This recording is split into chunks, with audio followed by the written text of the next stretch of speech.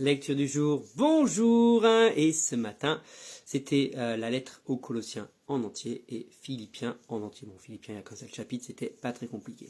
Colossiens, Paul écrit à ses chrétiens pour leur rappeler une chose, au final, ça se résume en une phrase. Tout a été fait par Christ et pour Christ, tout ce qui existe. Alors, toi aussi, tout ce que tu fais, fais-le pour Christ et par Christ. Je pourrais m'arrêter là ce matin. Moi, c'est vraiment la conclusion que j'ai de cette lettre aux Colossiens. Il rappelle, oui, vous faites beaucoup d'efforts, vous faites des choses qui ne sont pas nécessaires. Hein. Vous traitez parfois durement votre corps pour le culte aux anges. Et là, il pointe du doigt le culte aux anges. Il fait, mais ça, pourquoi vous faites ça? Vous vous infligez beaucoup d'interdictions. En soi, c'est pas tellement que c'est mauvais, mais pour quelle raison vous faites tout ça? Et il rappelle une chose, il dit, mais tout ce que vous faites, faites-le comme si c'était pour le Seigneur. Quand c'est pour ton employeur, hein, là il parle des esclaves, dit soumettez-vous à vos maîtres. Alors on dit oui, Paul était pour l'esclavage. Non, il enseigne quelque chose et il ne pouvait pas abolir l'esclavage à ce moment-là.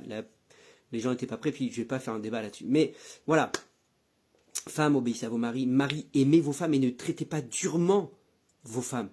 Eh oui, hein, enfants, soumettez-vous et obéissez à vos parents. Et tout ce que vous faites, faites-le comme si c'était pour le Seigneur. Et en réalité, quand tu es dans un microcosme, quand tu es dans une organisation comme ça, où tout le monde agit comme pour le Seigneur, ça ne peut que bien se passer. Il ne peut pas y avoir d'abus à partir du moment où tout le monde, vraiment, il faut vraiment que tout le monde.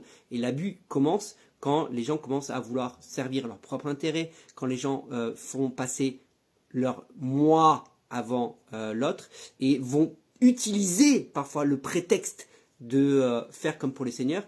Et c'est vrai qu'il peut y avoir, et il y a malheureusement, c'est des choses qui arrivent parce que tant que l'être humain n'est pas complètement soumis à Dieu, il est soumis à sa chair, et quand il est soumis à sa chair, alors oui, c'est la porte ouverte à tous les abus.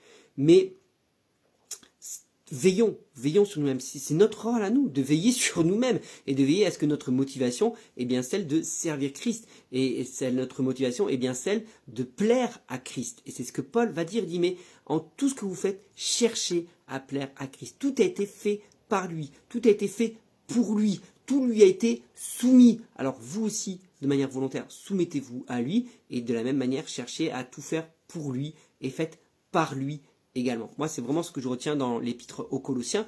Mais dis-moi toi ce que tu retiens. Et puis, concernant Philémon, c'est ce maître dont Onésime, l'esclave, a fui.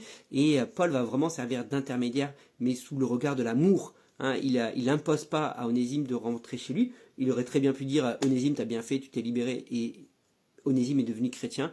Et Paul va justement dire rappeler qu'en tant que chrétien, il est soumis à un maître et que il doit y retourner, mais que ce maître est chrétien. Et regardez bien ce que dit Paul, moi ça m'a interpellé, il dit, parce que Onésime est un être humain, et il remonte, hein, pour tous ceux qui diraient que Paul était un pro-esclavagiste, regarde bien ce qu'il dit à Philémon, il dit, parce que Onésime est un être humain, donc il remonte la valeur d'un esclave en disant, c'est pas juste un esclave, c'est avant tout un être humain, et parce que c'est un être humain, tu dois prendre soin de lui et tu dois faire attention à lui. Alors oui, Onésime est invité à retourner chez son maître, mais chez un maître qui va être bienveillant, un maître qui va le traiter comme un être humain et pas juste comme de la marchandise, et ça fait toute la différence. Et nous rappelons-nous que toutes les personnes avec qui nous travaillons, peut-être que tu es patron, peut-être que tu es chef d'entreprise, que tu travailles avec des êtres humains. Hein, et parce que ce sont des êtres humains, tu dois prendre soin d'eux, tu dois les aimer, c'est ton prochain. Voilà, mais on parle de ça au niveau patron, mais ça peut être aussi au niveau d'un responsable. Tu peux être chef, et quoi qu'il arrive, tu as toujours des gens en dessous de toi. Hein, tu es père de famille, tu es mère de famille. Il y a toujours des gens, c'est rare que tu sois le dernier, sauf si tu es un enfant.